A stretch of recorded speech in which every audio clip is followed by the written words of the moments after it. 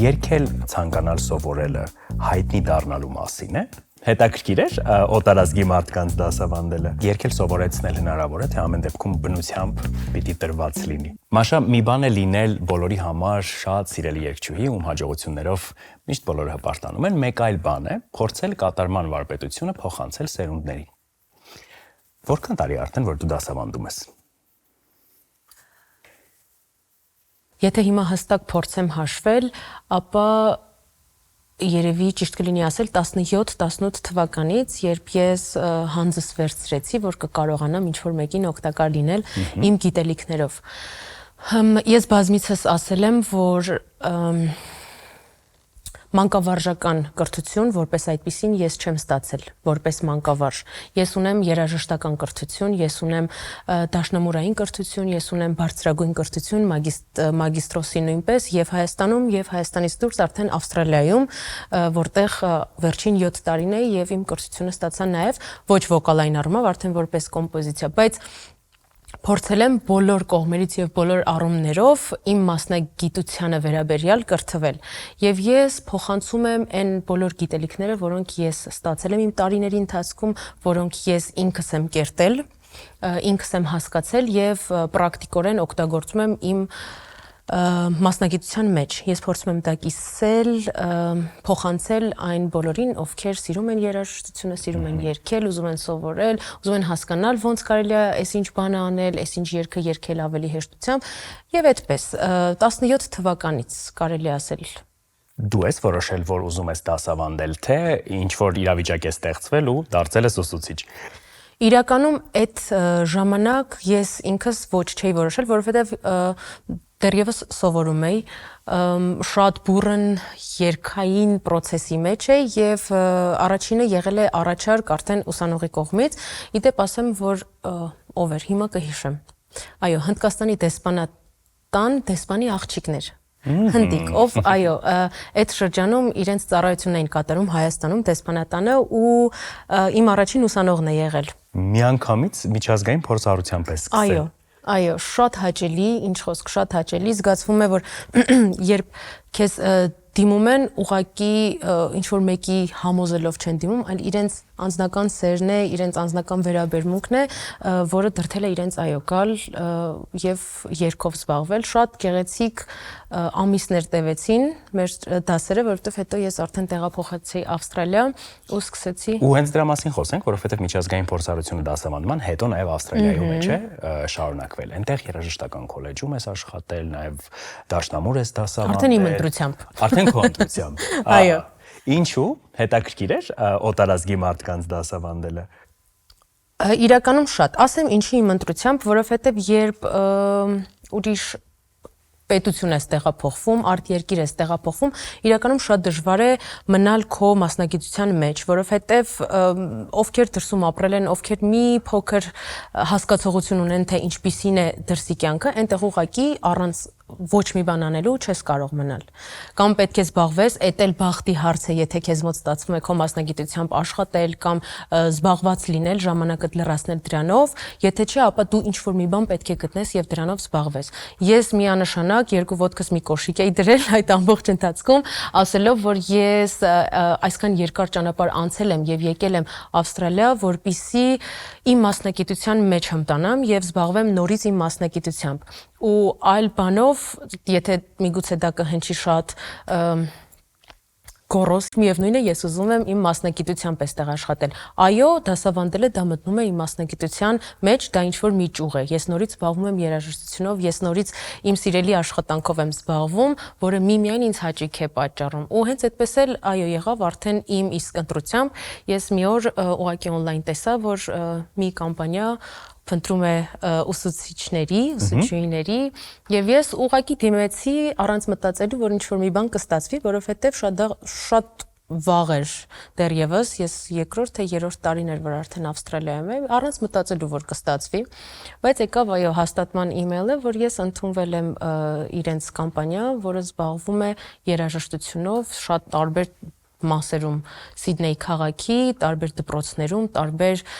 ազգությունների հետ, որը շատ կարևոր էր ու շատ հետաքրքիր նույնպես։ Երգել ցանկանալ սովորելը հայտնի դառնալու մասին է լինում սովորաբար։ Թե երաժշտական կրթությունը նաև այլ կարիքներ է բավարարում։ Ասում են, որ երաժշտություն սիրող եւ երաժշտությամբ զբաղվող մարդկանց ուղեղը մի փոքր այլ կերպ է աշխատում։ Շատ չեմ ուսումնասիրել, թե որն է դրա պատճառը ու ինչ ուղղությամբ է աշխատում, բայց վստահ կարող եմ ասել, որ այո, ավելի բազմակողմանի է սկսում մտածել, ավելի ճակերտներից դուրս է սկսում մտածել ու քեզ չես թողնում եւ գցում կաղապարների մեջ։ Այդ առումով երաժշտությունը շատ օգնում է։ Երաժշտական դպրոցներ հաճախել, ինչ որ գործիքի տիրապետելը դա միայն օգուտ է եւ վնաս չէ իմ կարծիքով։ Բոլորս էլ վստահորեն սկսած ինձանից, երբ որ նոր մտնում ես արդեն ուսումնական շրջան 6 տարեկանից, երբ որ երեխաները եւ դպրոց են գնում եւ երաժշտական դպրոց, այդ միգուցե ինչ որ մի պահ հնարավոր է երեխայի համար շատ թվալ եւ հոգնեցուցիչ լինել, բայց եթե ճիշտ ուղղությամբ տարվի այդ ամեն ինչը եւ սիրով զբաղվի, հաստատ հետո ոչ ոք դրա համար չի փոշմանելու եւ միգուցե հենց դա կլինի խթան, որպիսի արդեն մի փոքր մեծ տարիքում դու սկսես այլ կերպ բացահայտել այդ երաժշտությունը քո մեջ եւ սկսես զբաղվել դրանով ավելի լուրջ, ոչ թե դա լինի հոբբի նման մի բան, որ հա, իհարկե, սովորել եմ 7 տարի կրթություն ունեմ եւ անցանք առաջ, այլ դա կլինի հենց այն ամենասկիզբը, որը քեզ կտանի դեպի երաժշտական մեծ աշխարհ։ Ու շատերին մոտ է լինում։ Եթե ինչ որ մեկը զբաղվում է եւ չի զբաղվում երաժշտությունով փոքր հասակից, իմ կարծիքով այդտեղ կան շատ մեծ տոկոսային տարբերություններ, թե ովքեր են հետո սկսում ավելի սիրով երաժշտությամբ զբաղվել եւ ովքեր ուղղակի դադարում են եւ երբեք էլ չեն շարունակում երաժշտությամբ։ Ու նայած թե ոնց է լինում այդ սկիզբը։ Կան մարդիկ, ովքեր ուղղակի շատ սիրում են երգել եւ փորձում են իրենց կուտակված այդ էմոցիաները դուրս բերել երգի միջոցով, ունեմ ուսանողներ, ովքեր այո, իսկապես իրենց կարիերան են ուզում ստեղծել եւ հիմա մի շատ տաղանդավոր հայ ուսանող ամեն օր հետևում եմ, արդեն երգեր է թողարկում անգլերենով եւ ռադիոյում են հնչում իր երգերը Ավստրալիայում։ Այո, Ավստրալիայում, ինչի համար ես շատ ուրախ եմ։ Վստահ իրենց սերը ինձանից առաջել է եղել։ Ես այդ սերը ավելի կզարգացնեմ իմ դասերի ընթացքում, բայց ես չեմ հիմա այս ընթացքում եմ ասում, ես չեմ սերմանել այդ սերը իրենց մեջ, այսինքն երաժշտություն պետք է սիրես, որ դու փորձես դրանով զբաղվես։ Եթե չսիրես, ապա չգիտեմ, կարծում եմ շատ դժվար կլինի աշխատելը եւ զարգացնելը։ Դա ժամանակի կորուստ կլինի ընդամենը։ Իսկ երգել սովորեցնել հնարավոր է, թե ամեն դեպքում բնությամբ պիտի տրված լինի։ Դա երկուսի սինթեզն է իմ կարծիքով։ Ես հավատում եմ, որ այո, աշխատասեր մարդը յուրաքանչյուր բանի կարող է հասնել եւ յուրաքանչյուր բան կարող է իրականացնել։ Ես դրան հավատում եմ միանշանակ։ Բայց երգը մի քիչ երևի պարը դա տաղանդել է միևնույն է պետք մի փոքր, բայց աշխատասիրությունը մեծ մասն է կազմում։ Եթե միջմշակութային քո փորձառությունը դասավանդման, այսքան օտարազգիներին, համեմատես հայաստանյան փորձառության հետ եւ հայ երեխաների հետ աշխատելու հետ, որոնք են հիմնական տարբերությունները իրենց սովորելու ձևի մեջ, ցանկությունների, երբ հարցը կրթությանն է վերաբերում։ Միգուցե, քանի որ ես ավելի շատ անցել եմ հայկական կրթություն եւ ունեցել եմ հայ խիստ, ոչ այդքան խիստ, ճանաչված, ոչ այդքան ճանաչված ուսուցիչներ, ինձ ավելի հոգեհարազատ է իրենց մեթոդիկան։ Ու ես ինչ սովորել եմ, այդ մեթոդով եմ սովորել ու դա է եղել ամենաէֆեկտիվը ինձ համար։ Դա էլ կիրառում ես։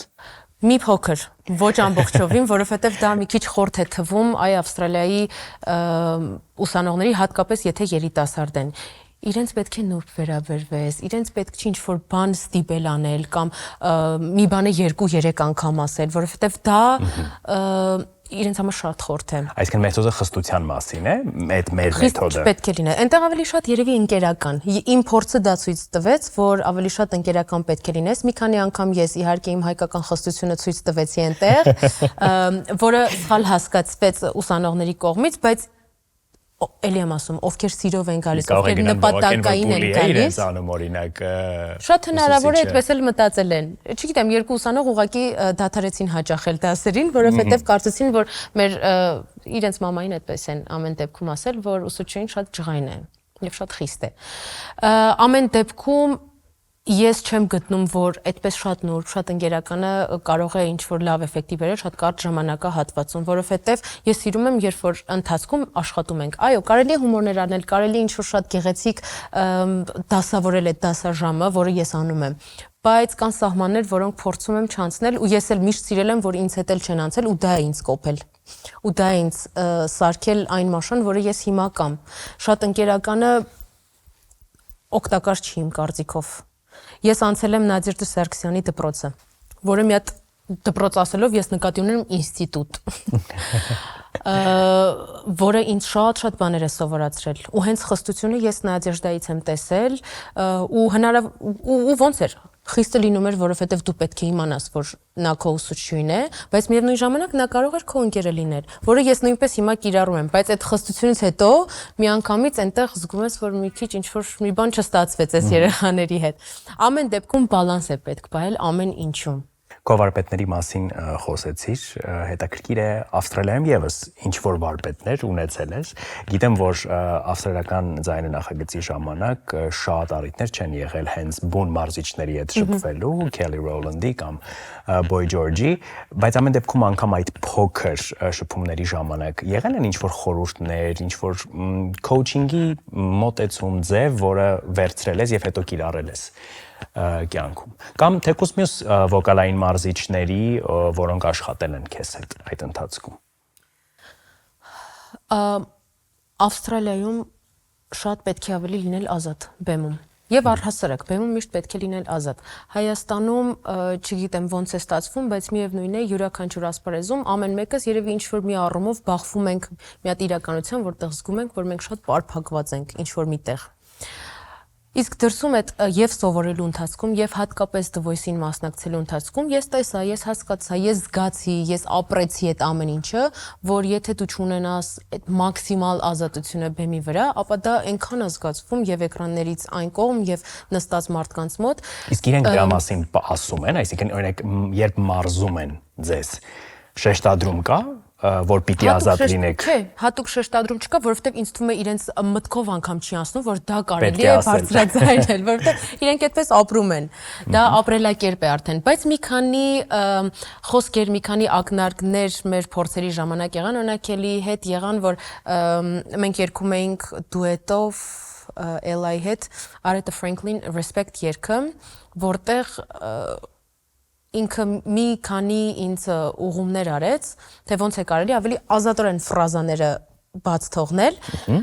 եւ ես հասկացա, որ դա միայն ոչ թե ֆրազայի ազատության մասին է խոսքը, այլ երբ որ դու մարմնով ես մի քիչ կաշկանդված լինում, կամ ինչ-որ չգիտեմ, հուզվում ես այդ պահին, որովհետեւ միևնույնն է նոր լեզու է, դու որով շփվում ես էկրանով, քեզ նկարում են, կամերաները նկարում են, իմացածդ էլ ես մոռանում, այդ ընթացքում այդ կաշկանդվածությունը ոչ թե ֆրազայի մասին էր, այլ ամբողջովին այդ ազատությունն էր պետք։ Ես հիմա հիշում եմ, անգամ վիդեոներով էլ կա հենց այդ մասը, որտեղ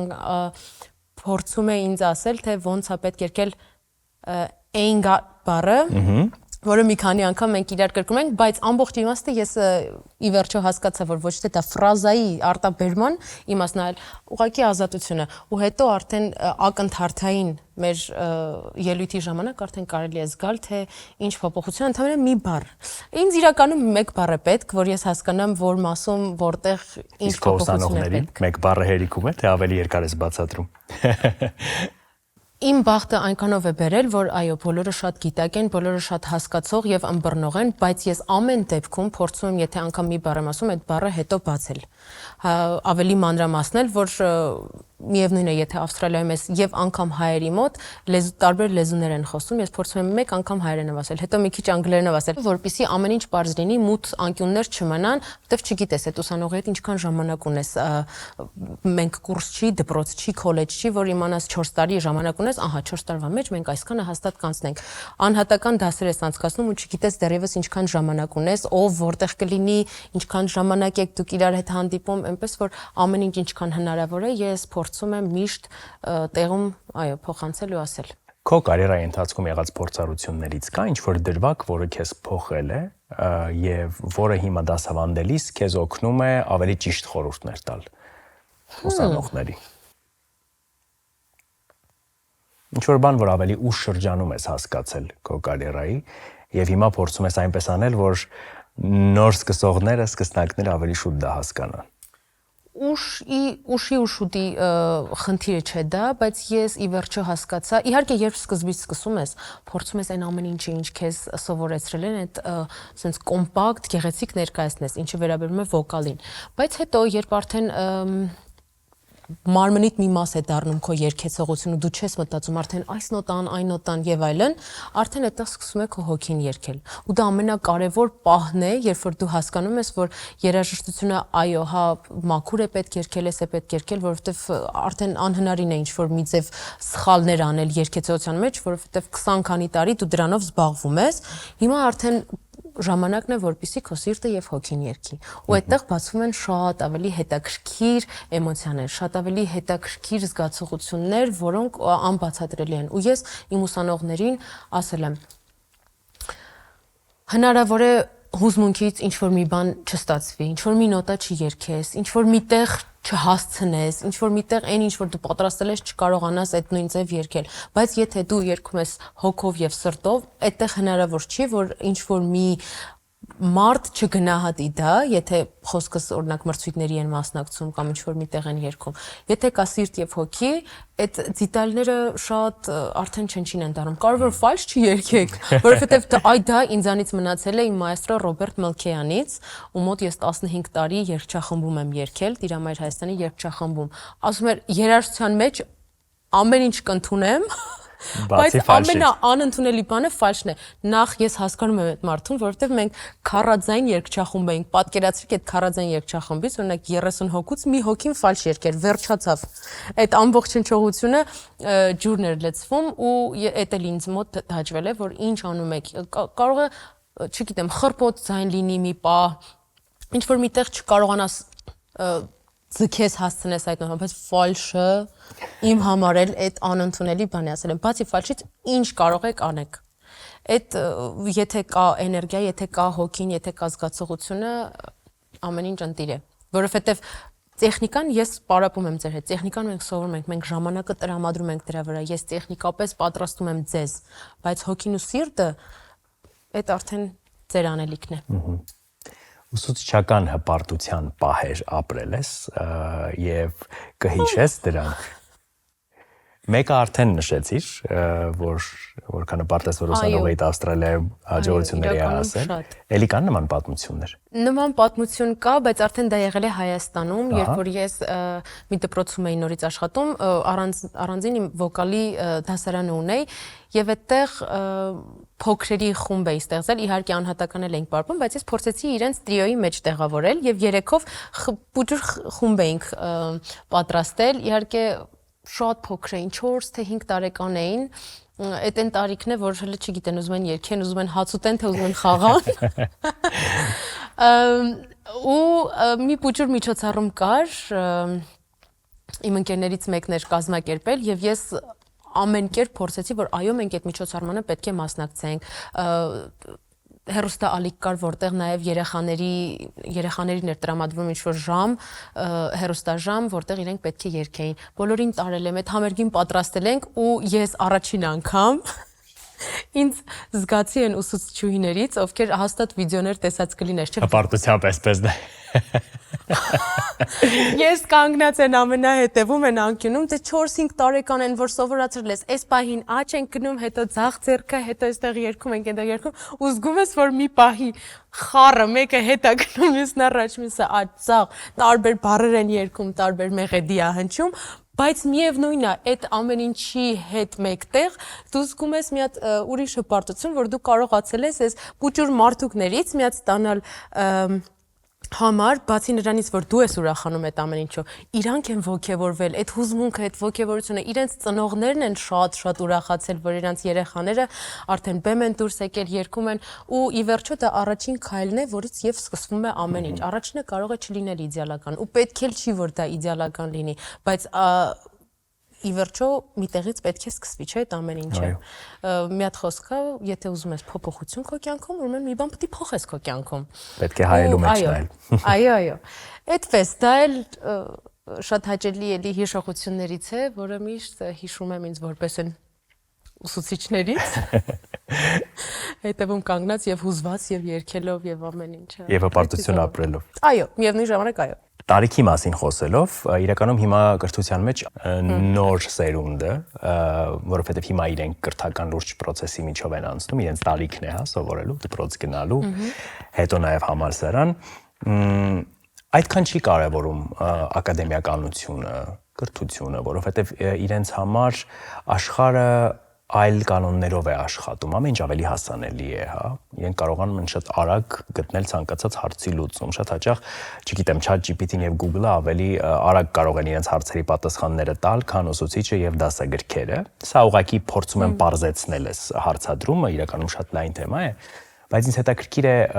քո աշխատանքում երեխաների հետ։ Դու դա զգացել ես նոր սերնդի հետ աշխատանքը ինչ որ առումով բարդ է, թե ոչ։ Իրականում այդքան շատ չեմ զգացել, բայց այս նոր սերնդի քայլերով փորձում ենք նաև ես քայլել։ Այո, օգտագործում ենք նույն ChatGPT-ին երբեմն, ինչու ոչ, որովհետև պահերը լինում, որ ինչ-որ մի հատ ինֆորմացիա քեզ պետք է հիմա պեղել ու դու հաստատ այդ գրքի մեջ չես կարող գտնել 1000 ժամ ու ամենահեշտը կամ նույն վիդեոները, նույն այդ բոլոր երաժշտությունը, որոնք ժամանակին օրինակ մենք պեղում ենք երկարատև, այո, փնտրտուքներից հետո նոր ինչ-որ մի բան էինք գտնում, հիմա ավելի հեշտացել է այդ ամեն ինչը ու մեր կյանքն էլ նույնպես հեշտացել է նրանց համար, ովքեր փորձում են փոխանցել այդ ինֆորմացիան, ովքեր դասավանդում են։ Այո, ջահել սերունդը վստահորեն ամեն ինչ կարող է գտնել սոցիալական կայքերում եւ ինտերնետում, բայց ինչ է փնտրում։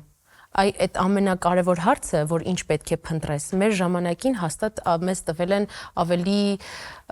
հիմնովին մեծ սերնդի, այո, ներկայացուցիչները, որովհետև հիմա, չգիտեմ, իմ կարծիքով հիմա որ այդ հարցը տվեցիր, միանգամից այս պատկերն եկավ, որ ամեն ինչ ուզում են փնտրում եւ գտնում են, չէ՞, բայց ինչ են փնտրում։ Այդ ամենակարևորն է, ինչ ես փնտրում, որն է կարևորը քո համար, չէ՞։ Իրենք փնտրում են, գտնում են այն առօրյա հարցերի պատասխանները, միգուցե այն ինչ որ տեսել են, այն ինչ որ լսել են մյուսներից, իրենց ընկերներից, բայց այն ավելի խորքային բաները, որը պետք է իմանալ, որը պետք է փնտրել, որը պետք է հասկանալ, խորանալ, այդտեղ հաստատ օգնության պետք է գան ավելի տարիքով ու այո, մեծ սերնդի ներկայացուցիչները, որոնք իմ կարծիքով, եթե չլինեին մեր կյանքում, մենք ավելի մակերեսորեն կնայենք այս ամեն ինչին ու հիմա ChatGPT-ի հույսին նստած ամեն մեկս մեր այն ամենաթեթև ու թափանցիկ կյանքով կապրեինք։ Ամեն դեպքում YouTube-ն ու TikTok-ը փոխել են երաժշտական կրթության ոլորտը։ Ամեն ինչի ոլորտն են փոխել։ Իրականում ամեն ինչի ոլորտն է փոխվել։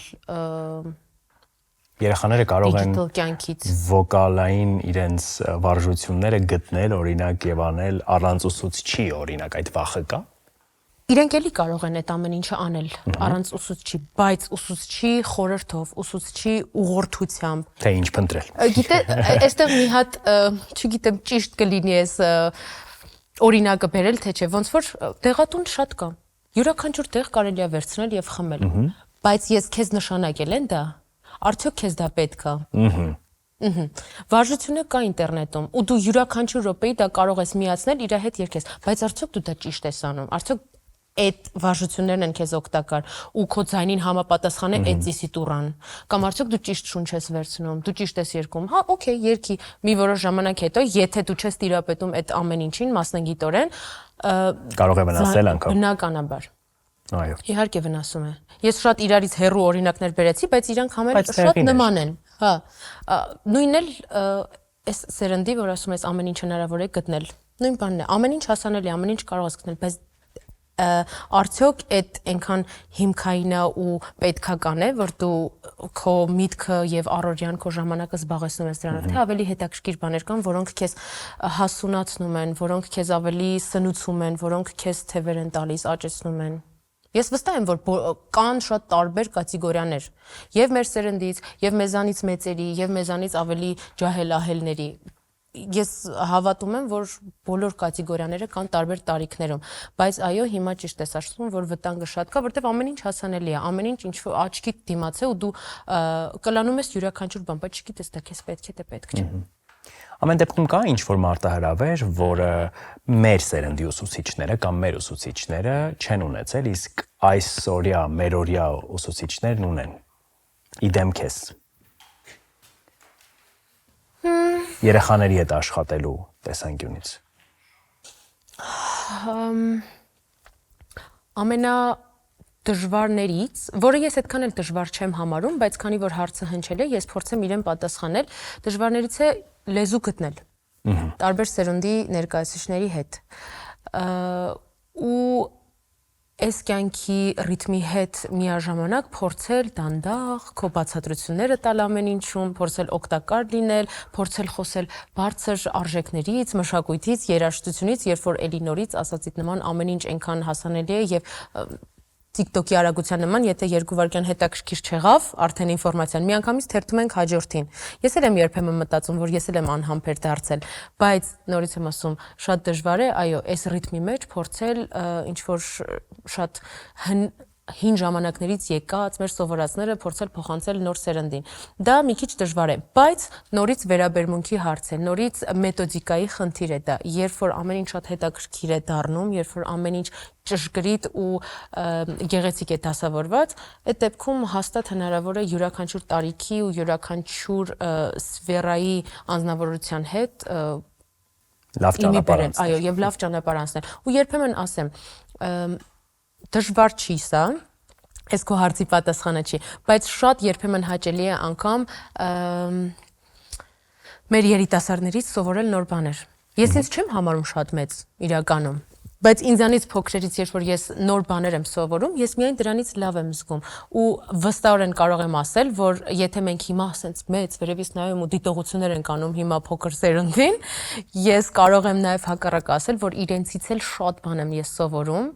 եւ երաժշտության հետ, եւ նոր երգեր, նոր արտիստներ, որոնց կյանքիս մեջ չեմ տեսել, չեմ լսել, ազիական երաժշտությանը բացարձակ չլինելով ծանոթ, ես ծանոթացել եմ իմ ուսանողների, այո, K-pop-ին բացարձակ ծանոթ չլինելով, ես ծանոթացել եմ իմ ուսանողների շնորհիվ, որի համար մենակ շնորհակալ եմ իրենց, ու շատ հաճելի է, որ կարելի է, այո, ինչու ոչ, այս դարում նաեւ սովորել հենց իրենցից։ Եվ վերջում, երբևէ մտածել ես, որ դասավանդելով, ուսուցչությամբ, այլ մարդկանց քո ժամանակը տրամադրելով, դու այդ ժամանակը խլում ես ինքդ քեզնից։ Չէի մտածել դա։ Բայց չէ, ինչպես արդեն ասեցի նախորդ մեր հարցի վերջում, ես նաև սովորում եմ։ Ես ինչ տալիս եմ, դա վերցնում եմ։ Ստիպելով չեմ վերցնում, այդպես ստացվում է։ Էներգիաների փոխանակում է լինում, գիտելիքների փոխանակում է լինում, եւ ի վերջո ես էլ իմ դասաժամի ընթացքում եւ երգում եմ, եւ նորից իմ պրակտիկան փորձում եմ կիրառել իմ դասի ընթացքում։ Ես էլ եմ սկսում հասկանալ, տարիքի հետ էլ իմ ձայնն է փոխվում, իմ վերաբերմունքն է փոխվում երաժշտությանը ու ամեն դասաժամին ինդիվիդուալ մոտեցումը երբ ցուցաբերում ես դու աշակերտին կամ ուսանողին, դու ինքդ հասկանում ես, որ բայց չէ, մի րոպե, այստեղ հիմա այն ինչ որ ասում էի նախորդ ուսանողին, այստեղ այդ չի աշխատում, հիմա ուրիշ է։ Ու ինքը այնքան հետաքրքիր է անցնում այդ ամբողջ ընթացքը, որ վստահորեն կարող եմ ասել, որ դա կորուստ չէ, հաստատ, եթե ոչ ձեռք բերում։ Շնորհակալ եմ զրույցի եւ էներգիայի այս փոխանակման համար։ Քեզ նույնպես շնորհակալ եմ։